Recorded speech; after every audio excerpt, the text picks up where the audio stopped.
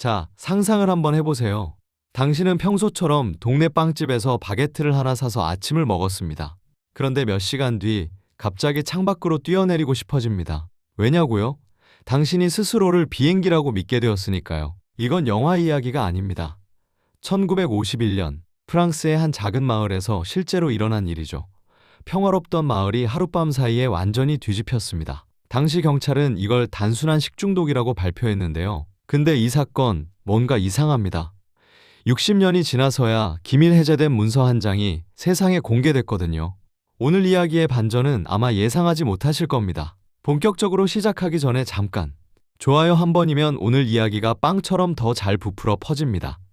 이제 시작하죠. 시계를 1951년 8월로 돌려보겠습니다. 이곳은 프랑스 남부의 퐁생테스프리라는 곳입니다. 성령의 달이라는 예쁜 뜻을 가진 인구 4,000명 남짓한 정말 평화로운 시골 마을이었죠. 이 마을에는 로슈 브리앙이라는 제빵사가 운영하는 빵집이 있었습니다. 마을 최고의 맛집이었어요. 매일 아침이면 고소한 빵 냄새가 골목을 가득 채웠고 주민들은 서로 안부를 물으며 갓 구운 바게트를 사가곤 했습니다. 8월 15일 아침도 그랬습니다. 우체부도 학교 선생님도 옆집 할머니도 모두가 똑같이 그 빵을 사서 식탁에 올렸죠. 평소와 다를 게 하나도 없는, 아니 너무 평화로워서 지루하기까지 한 그런 아침이었습니다. 하지만 있잖아요. 폭풍은 언제나 가장 고요할 때 찾아오는 법이죠. 다음 날인 16일, 점심시간이 지날 무렵이었습니다. 뭔가 이상한 일이 벌어지기 시작합니다. 처음엔 그냥 배가 좀 아픈 정도였어요. 아, 빵이 좀 덜 익었나? 사람들은 대수롭지 않게 생각했죠. 그런데 밤이 되자 상황은 완전히 달라집니다. 한 남자가 갑자기 비명을 지르며 거리로 뛰쳐나왔습니다. 불이야, 내 몸이 타고 있어. 이웃들이 놀라서 물을 뿌렸지만 남자는 계속해서 타들어간다고 소리쳤습니다. 그의 몸엔 불씨 하나 없었는데 말이죠. 동시에 마을 반대편에서는 11살짜리 소년이 자기 어머니를 공격했습니다. 저건 엄마가 아니야, 악마야! 아이가 보는 세상은 완전히 뒤틀려 있었습니다. 병원으로 환자들이 물밀듯이 밀려오기 시작한 거죠. 의사들은 처음에 이걸 맥각 중독이라고 판단했습니다. 쉽게 말해서 상한 호밀빵에 핀 곰팡이를 먹으면 생기는 병인데요. 환각을 보기도 하거든요. 그래서 의사들은 생각했습니다. 아, 상한 밀가루가 문제였구나 하고 대수롭지 않게 생각합니다. 그러나 그건 의사들의 착각이었습니다. 그날 밤 이른바 저주받은 빵의 밤이 시작됩니다. 병원은 그야말로 아비규환이었습니다. 한 환자는 침대를 부수고 쇠창살을 구부리려고 했습니다. 간호사 3명이 달라붙어도 제압이 안 됐죠. 어떤 여자는 창문을 보고 나는 잠자리다 라고 외치며 그대로 뛰어내렸습니다. 다리가 부러졌는데도 그녀는 다시 일어나서 날갯짓을 하려고 했습니다. 고통을 전혀 느끼지 못하는 것처럼요. 기록과 보도에 따르면 일부 환자들은 배 안에 뭔가가 있다고 외치며 극단적인 자해를 시도한 사례도 보고됩니다. 병원장은 결국 경찰에 지원 요청을 합니다. 구속복이 모자라 밧줄 가져와. 마을 전체가 거대한 정신병동이 되어버린 겁니다. 결국 250명 이상이 이 원인 모를 광기에 휩쓸렸고 50명이 정신병원에 수용됐습니다. 그리고 7명이 목숨을 잃었죠. 여기서 사건이 해결된 줄 알았습니다. 그런데 말이죠. 석연치 않은 부분이 있습니다. 전문가들이 나중에 그 빵을 분석해 봤는데요.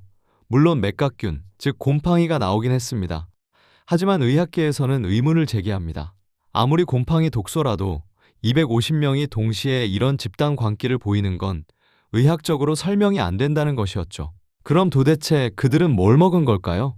시간은 흘러 2009년 미국의 탐사보도 기자 행크 알바렐리가 아주 충격적인 가설을 던집니다. 그가 CIA의 기밀 해제 문서를 조사하다가 이 사건과 연결되는 묘한 정황들을 찾아냈다는 거죠.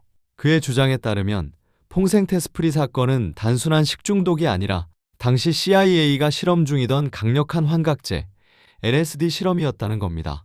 냉전 시대, 미국은 실제로 MK울트라라는 비밀 프로젝트를 진행 중이었습니다. 인간을 환각 상태로 만들면 통제할 수 있을까? 이걸 알아내기 위해 수많은 실험을 했었죠. 알바렐리는 CIA가 빵 반죽에 약물을 섞었거나 공중에서 살포했을 가능성이 매우 높다고 주장했습니다. 여기까지 들으면 소름 끼치는 음모론이 완성됩니다.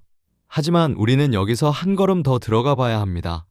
이 완벽해 보이는 주장에도 치명적인 과학적 오류가 있거든요.